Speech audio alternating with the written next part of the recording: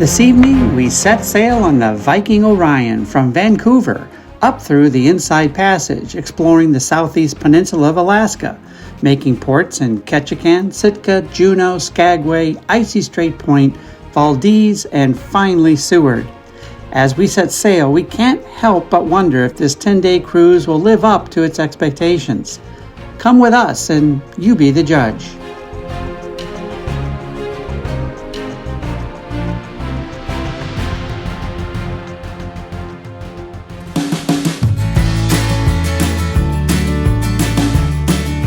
We arrived in Vancouver in style on the Rocky Mountaineer from Banff. The plan is to get to know the area a bit before we board the Viking cruise in a few days. Gail, the hotel booking savant, got us a beautiful room downtown overlooking this bustling city. After a good night's sleep and our morning coffee, we had just enough time for a walk through Stanley Park before catching the ferry to Victoria. Stanley Park is over 1,000 acres of lush urban oasis and stunning beauty, nestled between downtown Vancouver and the Pacific Ocean. The famous seawall, which encircles the park, provides breathtaking views of the city skyline, mountains, and ocean, making Stanley Park a perfect blend of nature and urban life. But we have a ferry to catch, and we're off with our friends David and Diane to Victoria on Vancouver Island. The ferry from Tsawwassen to Vancouver Island is both vital and incredibly scenic. The journey lasts about 90 minutes, giving passengers stunning views of the Gulf Islands and the Strait of Georgia. The ferry arrives at Swartz Bay, where, if the weather's good, as it was today, you'll get a great view of Mount Baker in Washington State.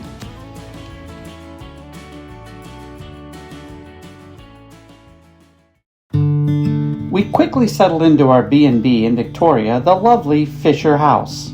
With its original old-growth fir floors and stained glass windows, the airy rooms, and wonderful hospitality of the hosts, we felt at home right away and knew we made a good choice for the next couple of days. But we didn't come here for the B&B. Top of our list of cool places in Victoria to go is Bouchard Gardens. Bouchard Gardens is a world-renowned horticultural masterpiece established by Jenny Bouchard in the early 20th century. The gardens are a stunning example of how vision and creativity can transform a barren landscape into a vibrant, lush sanctuary. Covering over 55 acres, the gardens boast a diverse collection of themed gardens, including the Sunken Garden, the Rose Garden, and the Japanese Garden, each offering its own unique charm. Visitors are treated to an explosion of colors, scents, and textures. Bouchard Gardens not only provides a feast for the senses, but also serves as a testament to the enduring power of nature and human ingenuity, making it one of Canada's most celebrated tourist attractions.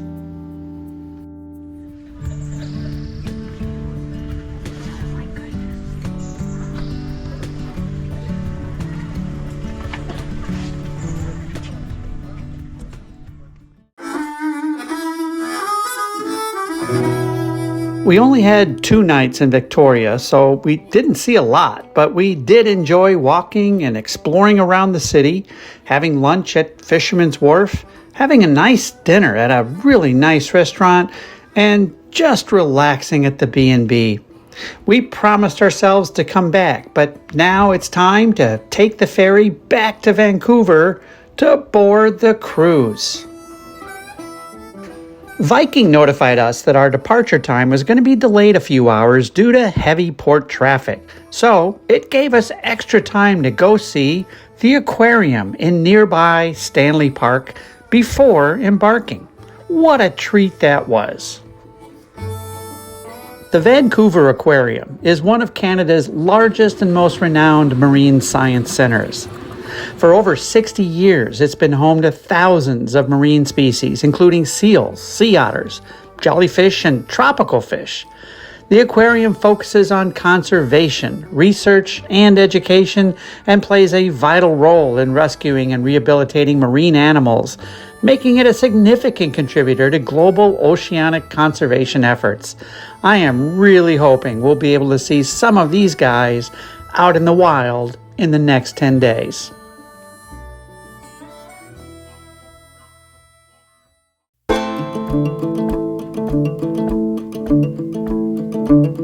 After boarding the Viking Orion, we met up with more friends, John and Deb, and settled in.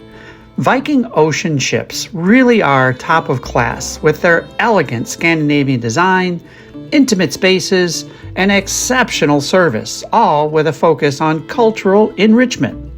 Viking isn't for kids, and there are no kids on board, as well as no gambling, so Viking tends to attract a bit of a different crowd than the other large cruise ships, and we like that.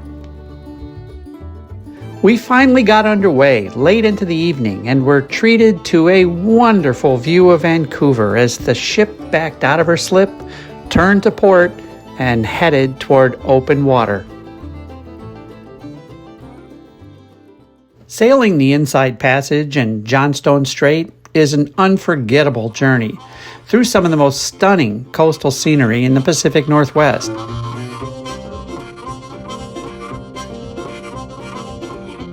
The Inside Passage offers sheltered waters, towering mountains, lush rainforests, and abundant wildlife, including whales, dolphins, and sea otters.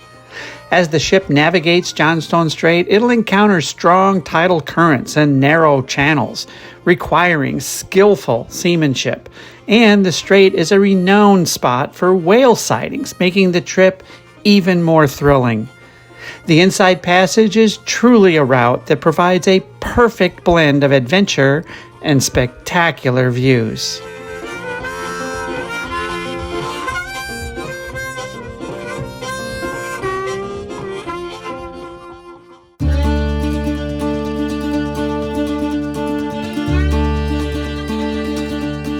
After a full day at sea, it was nice to wake up just as we were approaching our first port of call, Ketchikan, Alaska. Nestled along the Tongass Narrows and the sloping woodlands of the Tongass National Forest, Ketchikan is the first city you get to in southeastern Alaska for visitors arriving by sea. Ketchikan is renowned for its rich Native American culture and is home to the world's largest collection of standing totem poles.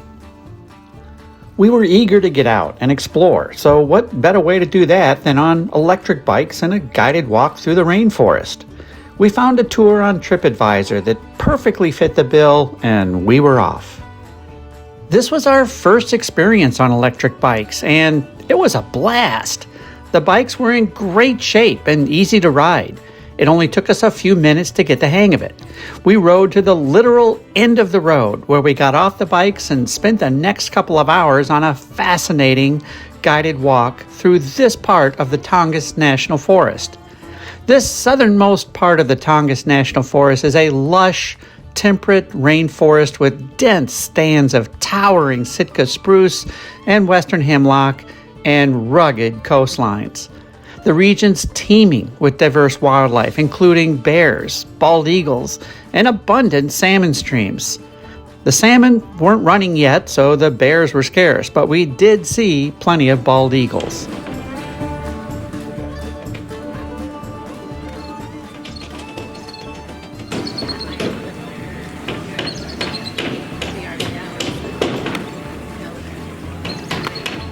The ship will be leaving soon, so it's time to say goodbye to Ketchikan and get on board for our next port of call.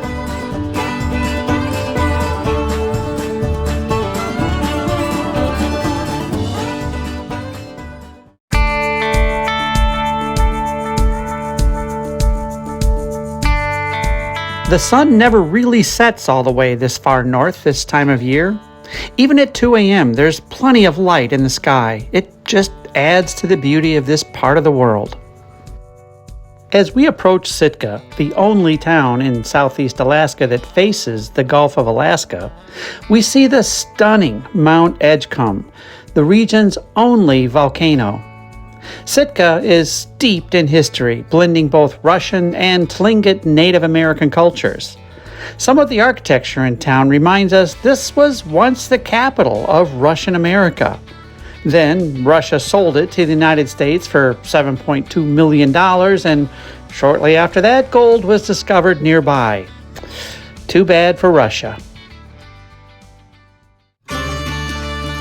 We had a nice time in the few hours we spent in Sitka. Besides seeing the Russian theatrical performance, we had a bit of a tour around town. Stopped in a pub for lunch and some pretty good beers, and looked in a few of the shops. But soon enough, it was time to get back on board, where there's always plenty going on and plenty to do. Every afternoon there are interesting lectures. Today's was about the lifeways, arts, and beliefs of the First Nations from this area. We also had the pleasure of dining this evening at the chef's table, where some wonderful wines are paired with an even more wonderful multi-course dinner that the chef has prepared. Tonight was Asian themed, and it was delicious. And so ends another fine day.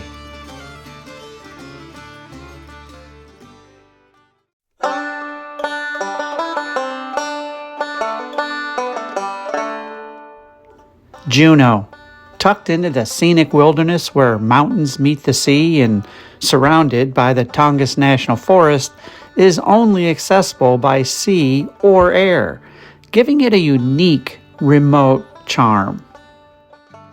The port was full today, and I guess Viking drew the short straw because we ended up anchoring and tendering in instead of docking. No worries, I'm always in for an extra boat ride.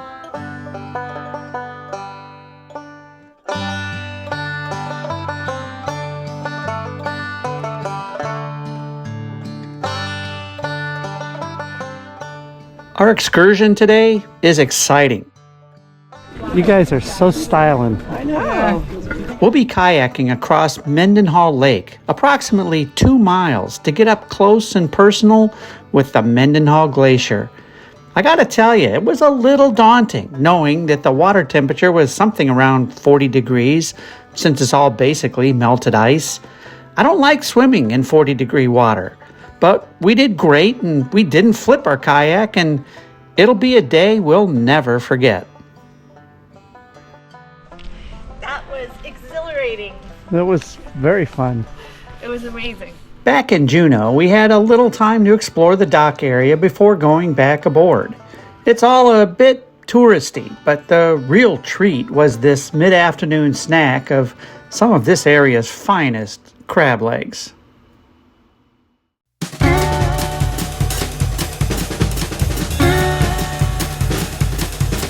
Nestled into the northern tip of the Inside Passage, Skagway, Alaska is known for its rich gold rush history and stunning scenery. Skagway served as a key gateway for prospectors during the Klondike Gold Rush of the late 1800s, as they hiked the treacherous trails up into the mountains for their one chance at unimaginable wealth. Today's excursion has us taking a narrow-gauge train up the White Pass Summit Trail into Canada to see firsthand what kind of terrain these miners crossed in search of their gold. As we chugged along, clinging to the edge of steep mountains and crossing streams on old trestle bridges, there were places where you could see the original trail the miners carved into the mountain on their harrowing trek to the pass. And they were carrying hundreds of pounds of supplies and tools with them. Simply remarkable.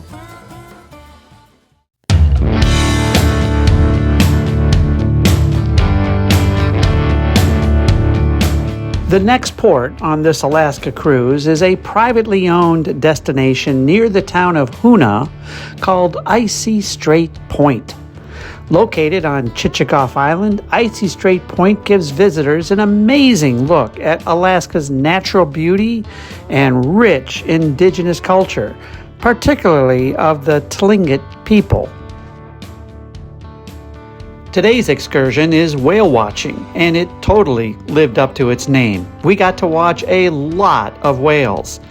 After filing onto a rather rugged but comfortable pontoon boat, we took a half-hour ride over towards Cross Sound, where apparently whales like to gather and feed.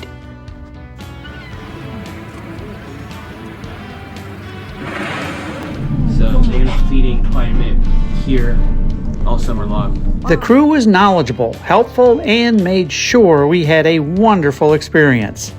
The ride out and back was smooth and scenic and very comfortable. And once we found the whales, wow!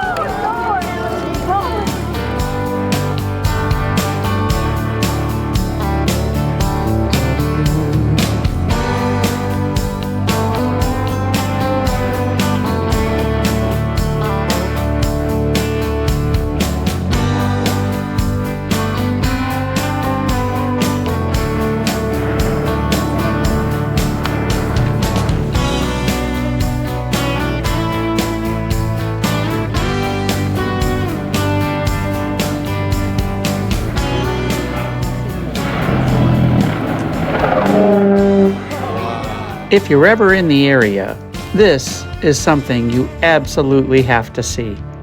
But far too soon, it was time to leave and head back to the dock.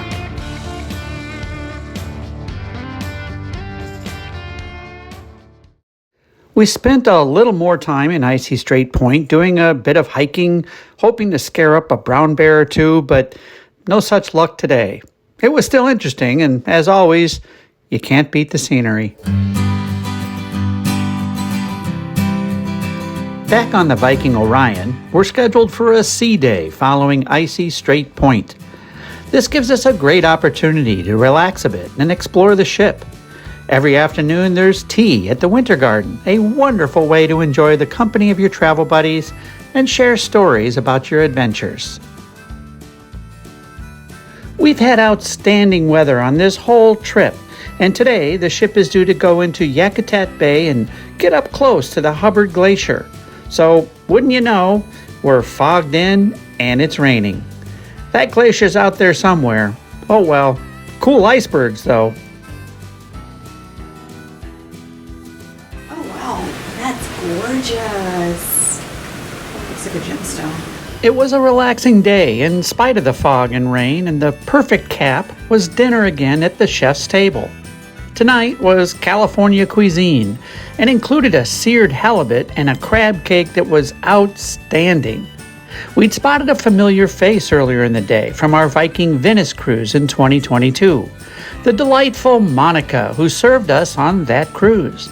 She'd had a few promotions since, but she found the time to come down to see us at dinner and say hello. That was my first, and I was assistant waitress, and then I got promoted to become a waitress, and then I got promoted just now to become a head waitress. So, yeah, thank you.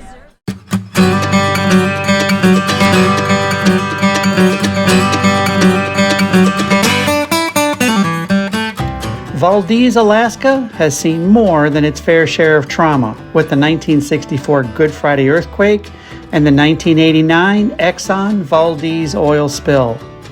But the town and its people are amazingly resilient, and today, Valdez is a gateway to breathtaking beauty with its glaciers, fjords, and wildlife.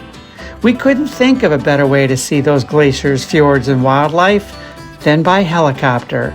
And it may have been one of the most exciting things we've ever done. Shortly after takeoff from the airport, and as we were heading up the steep face of the mountain, our pilot thought he saw something moving in the brush below. We turned back to investigate, and sure enough, out of the bushes emerged this beautiful brown bear. We let him be and moved on up the mountain, cresting what seemed like just a few feet above the peak, and then saw laid out in front of us the Shoup Glacier.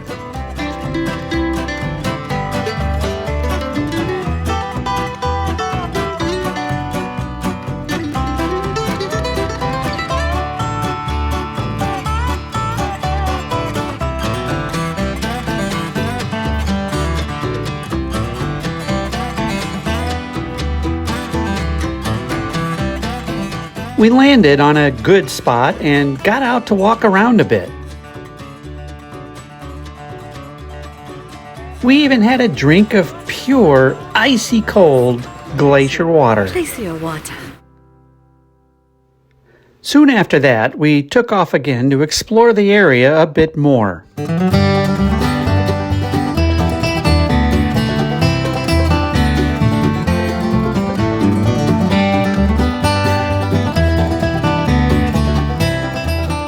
Just breathtaking.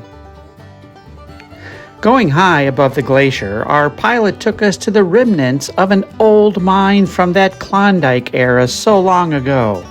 Amazing that people hiked up here with all that stuff.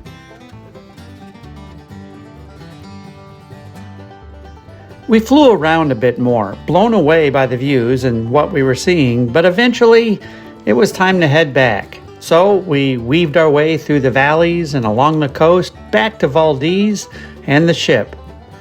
Wow. Just wow.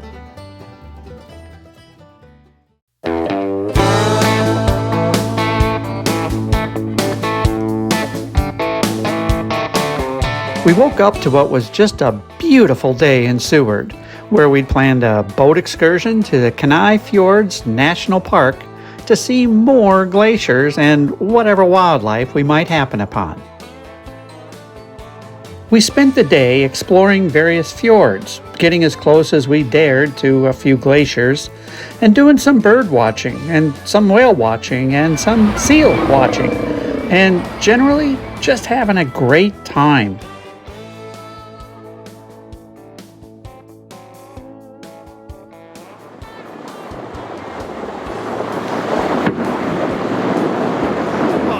Oh, that was loud.